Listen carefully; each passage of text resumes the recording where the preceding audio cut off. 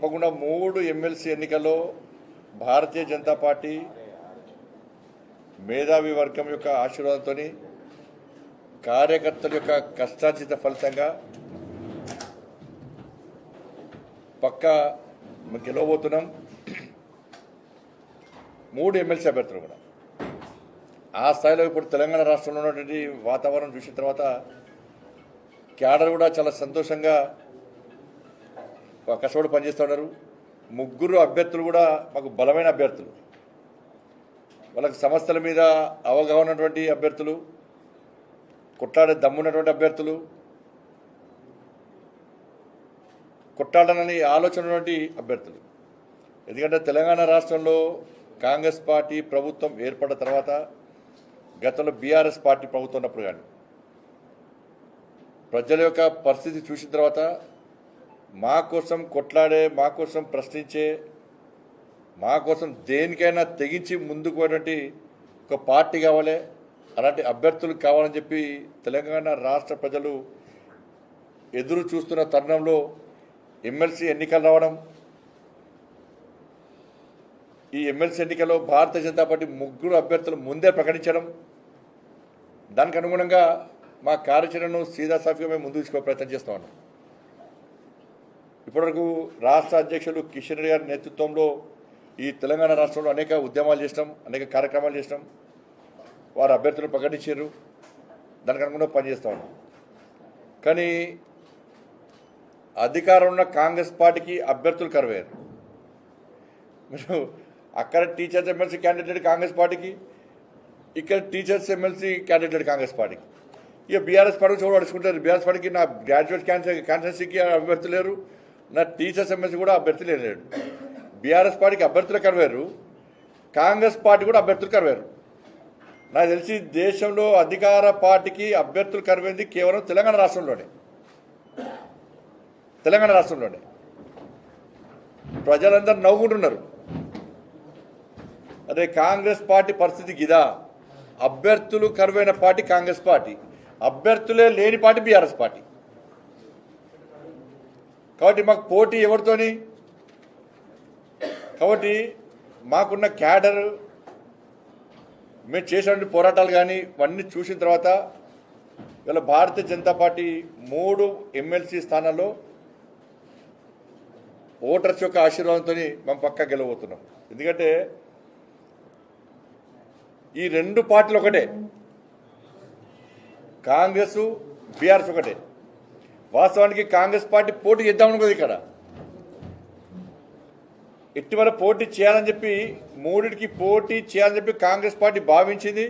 ఆ విధంగా ప్రణాళిక తయారు చేసుకున్నది. అదే స్థాయిలో 2 పార్టీలు కాంప్రమైజ్ అయినాయి. బీఆర్ఎస్ కాంగ్రెస్ 2 పార్టీలకు లోపాయికారు ఒప్పందం కుదిరింది. బీఆర్ఎస్ పార్టీ కాంగ్రెస్ పార్టీకి స్పష్టం చేసింది, ఎన్నికల్లో మేము మీకు మద్దతు చెప్తాం, బీజేపీని మాత్రం రానివద్దు. వీళ్ళిద్దరి మధ్య లోపాయికారు ఒప్పందం ఏంటంటే జైలుకు పంపకపోవడం, కేసులు విధించకపోవడం. మీరు చూడండి, కాళేశ్వరం కేసు, కాళేశ్వరంలో కేసీఆర్ జైలు పోతాడు, హరీష్ రావు జైలు పోతాడు, వీళ్ళు జైలు పోతారు, వాళ్ళు జైలు పోతారు అని చెప్పి అనుకున్నారు. కానీ ఏమైంది? ఢిల్లీ వెండు ఎవరితో మాట్లాడు కేసు క్లోజ్. ఎందుకంటే ఎమ్మెల్సీ ఎన్నికల్లో మేము మీకు సపోర్ట్ చేస్తాం, కేసు వద్దు, అయిపోయింది. నెక్స్ట్ ఫోన్ ట్యాపింగ్ కేసు అన్నారు. మొత్తం టీవీలలో బ్రేకింగ్. ఇంకా 2 అరెస్ట్ చేస్తాము, 3 అరెస్ట్ చేస్తాము, జైలు ఉన్న వాళ్ళు స్టేట్మెంట్ ఇచ్చారు, కేసీఆర్ పేరు వచ్చిందల్లా, ఇవన్నీ చేశారు. కనీసం నోటీస్ చేయాలి. మళ్ళీ ఏమైంది? మళ్ళీ ఎమ్మెల్సీ ఎన్నికల్లో కాంప్రమైజ్, మేము పోటీ చేయము. డ్రగ్స్ కేసు కాంప్రమైజ్ అయ్యారు. ఫామ్ హౌస్ కేసు అయితే రేపు అరెస్ట్ చేస్తామన్నారు. ఫామ్ హౌస్ కేసు కాంప్రమైజ్ అయ్యారు బీఆర్ఎస్ పార్టీ కాంగ్రెస్ పార్టీ. ఈ ఫార్ములా రేస్ కార్ రేస్ది సుప్రీంకోర్టు ఇచ్చింది, విచారణ చేసుకోవచ్చు, అరెస్ట్ చేసుకోవచ్చు అని. హైకోర్టు ఇచ్చింది, విచారణ చేసుకోవచ్చు, హైకోర్టు అరెస్ట్ చేసుకోవచ్చు అని చెప్పి. మరి విచారణ ఎందుకు ఆగింది?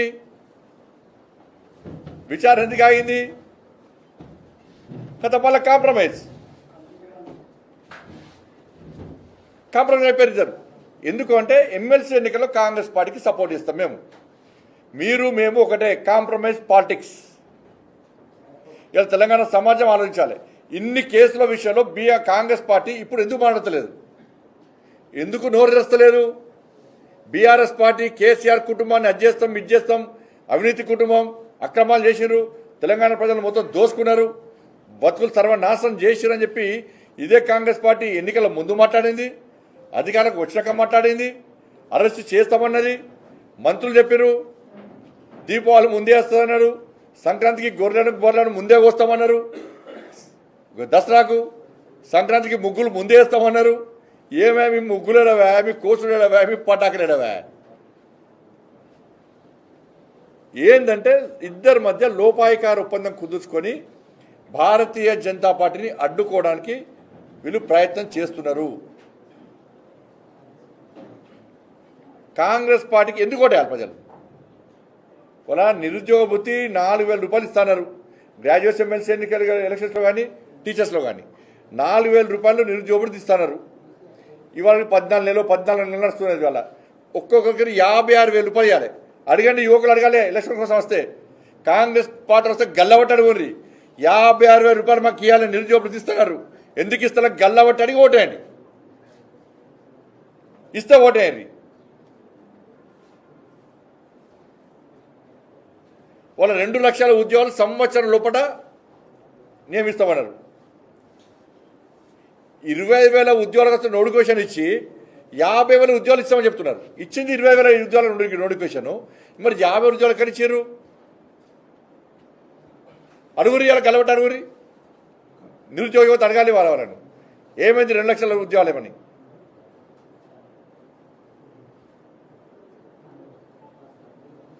ఇవాళ 18 సంవత్సరాలు దాటిన మహిళలందరికీ స్కూటీ ఇస్తున్నారు. స్కూటీ పోయింది. దాంతోపాటు 6 గ్యారెంటీలు పోయినాయి. 2,500 రూపాయలు ఇస్తున్నారు మహిళలకు, 4,000 రూపాయలు ఆసరా పెన్షన్ ఇస్తున్నారు, 12,000 రూపాయలు రైతు కూలీలకు ఇస్తున్నారు, 15,000 రూపాయలు రైతు భరోసా ఇస్తా అని చెప్పి 22 లక్షల మందికి ఇవ్వాలని చెప్పి సాక్షాత్తు వ్యవసాయ శాఖ మంత్రి అయిపోయింది, ఇంకా పెండింగ్ ఉందని చెప్పండి. ఇలా ఫీజు రియంబర్స్మెంట్ యాజమాన్యాలన్నీ కూడా ఇబ్బంది పడుతున్నాయి. వాళ్ళ ఆ యాజమాన్యాలు కసితో ఉన్నాయి. ఎప్పుడు అవకాశం దొరుకుతారా కాంగ్రెస్ పార్టీ గుణపాఠం చెప్పాలని చెప్పండి. 8,000 కోట్ల రూపాయలు, దాదాపు 7,000 కోట్ల రూపాయలు ఫీజు రియంబర్స్మెంట్ ఇవ్వాలి. వాళ్ళ పరిస్థితి చాలా ఘోరమైన పరిస్థితి. ఇది కాంగ్రెస్ పార్టీ ఇచ్చిన హామీలు. ఇలా ఉద్యోగాలకు సంబంధించి కూడా పిఆర్సీ ప్రకటిస్తామన్నారు. 22 నెలలే నా పిఆర్సీ కమిటీ మీటింగ్ లేదు, వాళ్ళ ఒపీనియన్ తీసుకోవడం లేదు,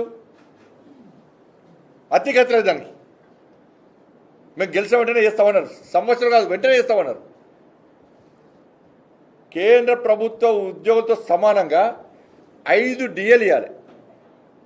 5 డిఏలు ఇవ్వాలి. మేము కొట్టాడితే ఒక్క డిఏ ఇచ్చి 5 డిఏలు పెండింగ్ ఉన్నాయి. మళ్ళీ 5 డిఏలు ఇవ్వాలి. 2023 నుంచి